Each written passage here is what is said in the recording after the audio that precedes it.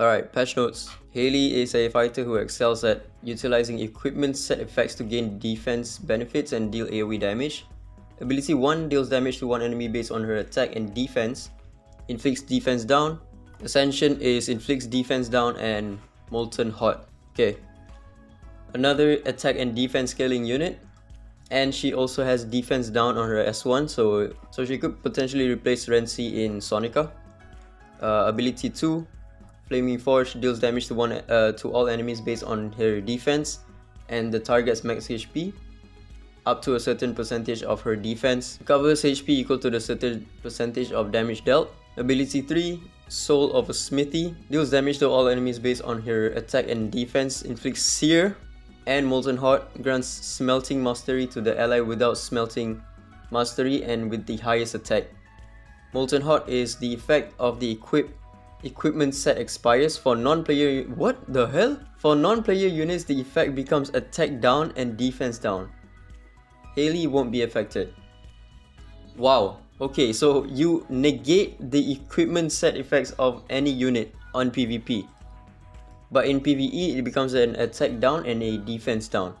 Which means her S1 has a... I think this should be a irresistible defense down on PvE, because this is most likely going to be a silver rim buff or debuff, and I think it also should stack with defense down, which means she's going to apply defense down and Molten Hot on PvE, which I think she's going to easily replace Renzi as the best DPS unit for Team 1. Smelting Mastery is the carrier gains the caster's equipment set effects. Okay, wait. Okay, this only works for PvP, because in PvE the enemies won't have like equipment set effects. Okay, I think I read the Smelting Mastery wrong. So how it works is that she gives the Smelting Mastery to the highest attack of your ally, and then that highest attack ally will then get the equipment set effects of the caster, which is Hailey. So for example, in Sonica Team 1, if your Hailey is on the relief set, which assists whenever your ally does an S1, and the Smelting Mastery goes to your Liam will now have the effect of relief set even though he doesn't have it equipped. So yeah, completely ignore me while I waffle endlessly about the Smelting Mastery. Yeah, so the way she grants this Smelting Mastery is to the highest attack, and this is also AoE, which means if you use this what the heck? Wait, she's gonna be broken in PvP. She cancels out everyone's equipment set effects, so which means if you're running like Ocean Waves, I think she's gonna counter Ana pretty well, because Ana is 100% going to be run on Ocean Waves in PvP. You use Hailey to counter that. Now Ana cannot proc Ocean Waves, and then units like Cecilia cannot proc like the Snow set. Counter set cannot be procced. Yo, this is broken. What the fuck? What? She's really interesting, and she seems super busted for Sonica and also for like PvP in general as well, because it's not like this is like single target. This is AoE. You nullify all of the equipment sets of every single one of the enemy's opponents as long as they don't have like immunity. Oh wait, her R2 is even more broken actually, because now it grants Smelting Mastery to the ally without Smelting Mastery and with the highest attack, instead of just with the highest attack. So yeah, her R2 is going to be pretty broken. When you use her S3, the enemies will have no equipment set effects, and the entire team, your entire team, will have this Smelting Mastery, which means you steal all of the equipment set effects that the enemy has. So if the enemy has one Ocean Waves, if they have counter Avatar proc, if they have Windwalker, if they have Grove set, then you're gonna get like 25% speed, 20% HP, 20% defense from all of the sets, and 25% counter chance and everything from the Avatara. Yeah, her R2 is a little bit too broken for PvP, I think. R4 is upon a crit, 20% chance of dispelling one buff from the target. Yeah. And then her R6 passive, whenever Hailey takes a hit, inflicts Molten Hot on the attacker, deals damage to all enemies based on her defense, and target max HP up to a certain percentage of her defense. Okay, so I guess this one now becomes a passive. Her R6 makes her a bruiser in PvP. Whereas before her R6, you kind of want to run a team that can go first and let her cast the S3 so she can nullify the equipment side effects of the enemies. But once you get her to R6, she now becomes a bruiser, because now whenever she takes a hit, she also heals a percentage of the she does damage, and then she also heals a percentage of the damage. Yeah, she seems super broken, especially for Sonica Team 1, now that you can swap out Renzi and put her in, because her S1 does have a defense down, and also she has a seer on her S3 as well. Okay, so the event backtrack.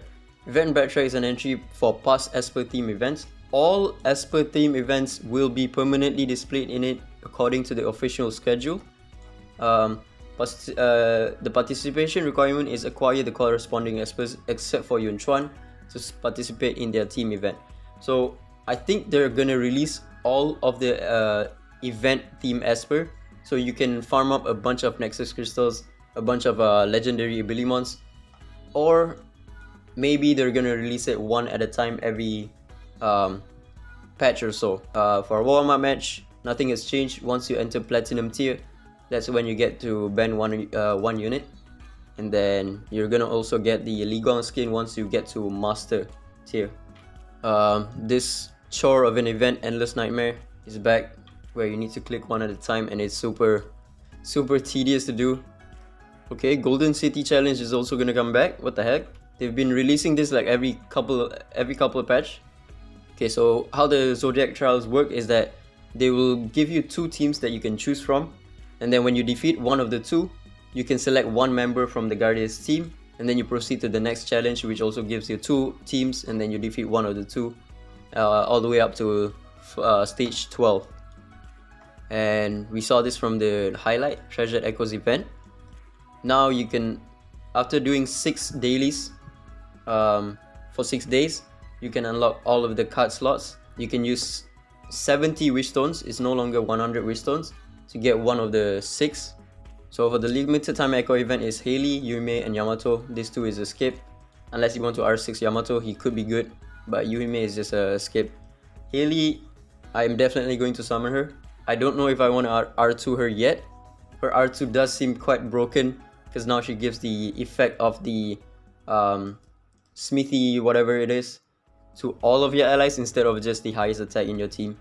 Shimmer rate up is going to be Jiang Juli. Alright, so auto set improvements, they enhance the accuracy of the auto set calculations. I haven't used this feature yet.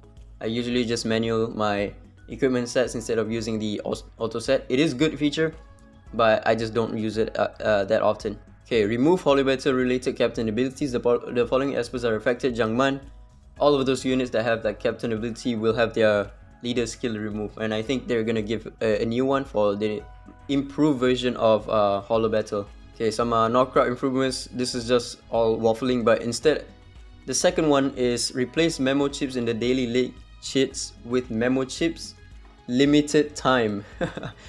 So currently they give you like the permanent memo chips, but now they're replacing it with the limited time. This kind of sucks. Okay, this is kind of nice for veteran players and not so much for new players, because first clear rewards for certain story chapters have been changed from Divinate Disc to Tang Xuan or Liling Divinate Orb Box.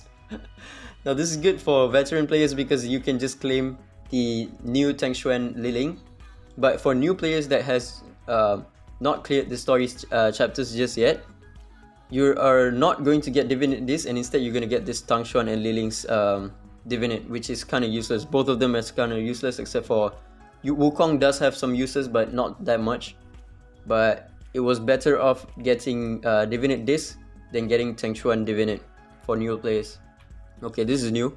Players will have one opportunity to re-challenge, not quick battle, without consuming any certificates after losing a Pond War match. Okay, nice. Formation preset improvements. Added a reset button for modified presets to revert them to their default settings. Definitely needed.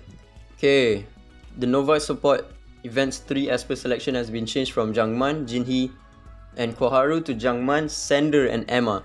All 3 of them are very good, but Emma is just so overpowered in PvP, so I would just advise to pick up Emma instead of the other 2. Okay, I'm gonna cover the balance patch on a separate video because there's there's a lot more balance changes that they made. Yeah, I'm just gonna wrap up the video right now and cover this part in a separate video. But yeah, that's about it. Hailey seems absolutely cracked out for PvP, and also for Sonica Team 1, you can replace Renzi, and she will do way better because now she not only has a defense down on her S1, she also has this Molten Heart, which in PvE reduces the attack and also defense, and I think it should affect, it should stack with defense down. Defense down is minus 60% defense. Paired up with this Molten Heart, maybe it's like, I don't know, 30% or something. Then the boss basically has like no defense on them. Patch looks good. The unit looks good. And a lot of balance changes that I'm gonna cover in the next video. But yeah, that's about it. Ciao.